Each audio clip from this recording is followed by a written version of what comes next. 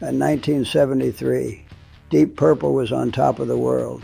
Machine Head had just become one of the best-selling rock albums of all time. Smoke on the Water was playing on every radio station. They were outselling Led Zeppelin, selling out arenas across the planet. They had everything: money, fame, power. And then Ian Gillan, the voice of Deep Purple, walked into a press conference and said he was quitting.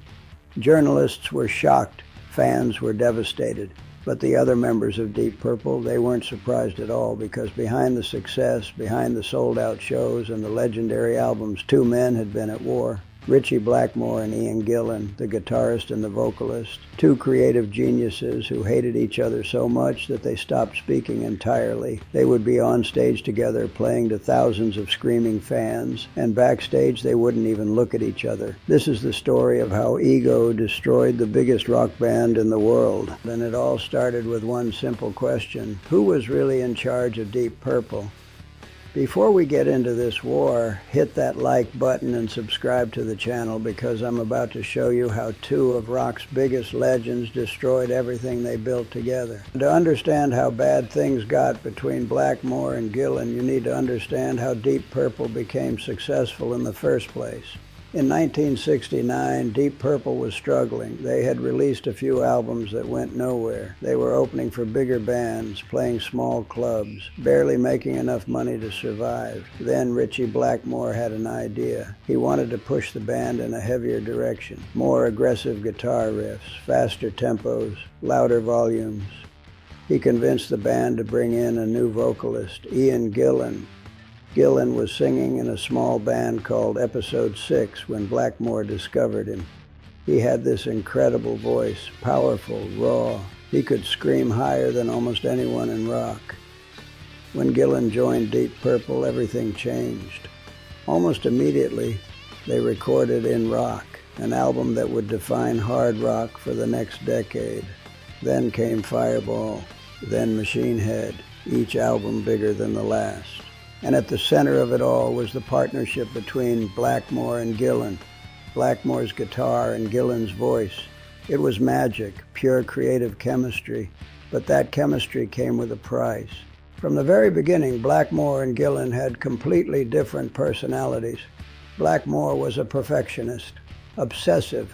He would spend hours working on a single guitar riff, changing notes, adjusting tones, never satisfied. He demanded absolute control over the music. He saw himself as the leader of Deep Purple, the creative force behind everything they did, and in many ways he was right.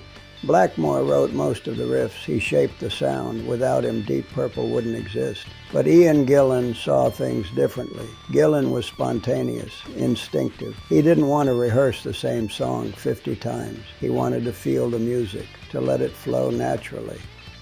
And he believed that his voice was just as important as Blackmore's guitar. Maybe more important.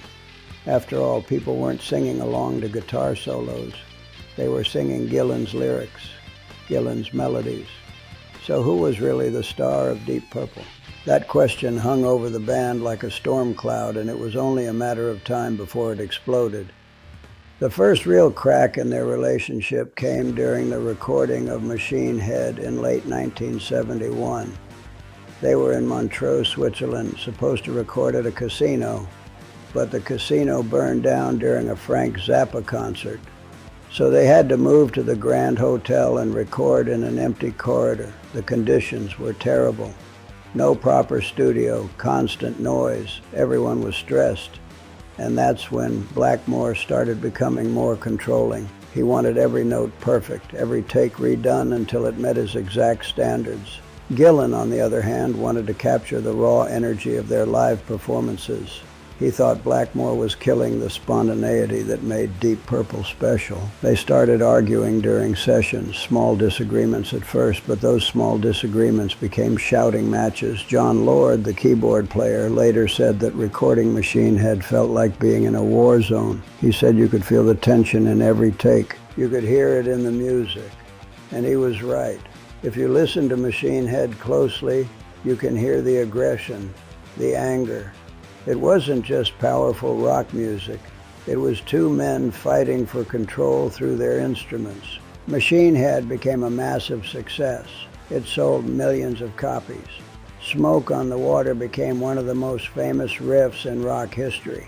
But instead of bringing Blackmore and Gillan together, the success made things worse because now they both had proof that they were right. Blackmore believed the album was successful because of his perfectionism, his control, his riffs. Gillan believed it was successful because of his vocals, his energy, his ability to connect with audiences, and neither of them was willing to compromise. By 1972, during the tour for Machine Head, things had gotten so bad that Blackmore and Gillan stopped talking to each other entirely. They communicated through other band members. John Lord would relay messages between them.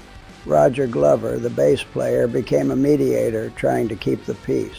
But it was impossible. The resentment ran too deep. Then came the physical fights. It started small, a shove backstage, a thrown object, but it escalated quickly. During one tour stop in 1973, witnesses say Blackmore and Gillan got into an actual fist fight in the dressing room. Roadies had to pull them apart. Band members refused to talk about it publicly for years, but John Lord eventually confirmed it happened. He said it was brutal, two grown men beating each other over creative differences. After that fight, something broke permanently. They could still perform together on stage. They were professionals, but the moment the show ended, they went to separate dressing rooms, separate hotels. They wouldn't even ride in the same car. One roadie later described it as working for two different bands that just happened to play the same songs. The worst part was that everyone around them could see what was happening. Record executives, managers, the other band members, they all knew Deep Purple was imploding, but no one could stop it, because both Blackmore and Gillan were too stubborn, too proud. Blackmore believed that if Gillan left, he could replace him and Deep Purple would continue. Gillan believed that if he left, Blackmore would realize how much he needed him. They were both wrong. In June 1973, right after finishing a massive tour, Ian Gillan announced he was leaving Deep Purple. He told the press it was because of exhaustion, creative burnout. He said he needed time away from music, but everyone knew the truth. He was leaving because of Ritchie Blackmore. He couldn't take it anymore. The fighting, the tension, the ego battles. It had destroyed any joy he had left for making music. When Gillan quit, Deep Purple didn't collapse immediately. Blackmore brought in David Coverdale as the new vocalist, and they continued making albums, but it was never the same. The magic was gone. Coverdale was talented, but he wasn't Gillan. The album sold, but not like before. Tours were successful, but the fire had dimmed. And Blackmore, he eventually left too, forming his own band, Rainbow. By 1976, the classic lineup of Deep Purple was completely gone. The band that had once been bigger than Led Zeppelin was finished, all because two men couldn't put their egos aside. Years later, in the 1980s, Deep Purple reunited with the classic lineup. Blackmore and Gillan were both there. And you know what? They still hated each other. John Lord said the reunion was tense from day one. They were older, more mature, but nothing had really changed. They did it for the money, for the fans, but the personal relationship was still broken. They recorded one album together, The House of Blue Light, and then Blackmore left again. This time for good. He said he couldn't work with Gillan anymore, that some relationships are just too damaged to fix. Gillan in interviews has been more diplomatic. He says they were just different people who happened to make great music together. But you can hear the bitterness in his voice when he talks about it, the sadness, the regret. So what's the lesson here? Deep Purple had everything: talent, success, opportunity. They could have been the biggest rock band in history. Instead, they destroyed themselves from the inside. Not because of drugs, not because of tragedy, but because two men let their egos matter more than the music. Ritchie Blackmore and Ian Gillan created something incredible together, and then they tore it apart because neither could admit that they needed each other. That's the real tragedy of Deep Purple. Not a curse, not bad luck. Just two geniuses who couldn't see past their own pride. If this story hit you hard, turn on notifications so you don't miss the next video. And if you want more stories about bands that destroyed themselves, Check out my video about Guns N' Roses and the Montreal riot. Thanks for watching, and remember, sometimes the biggest enemy isn't outside the band. It's sitting right next to you.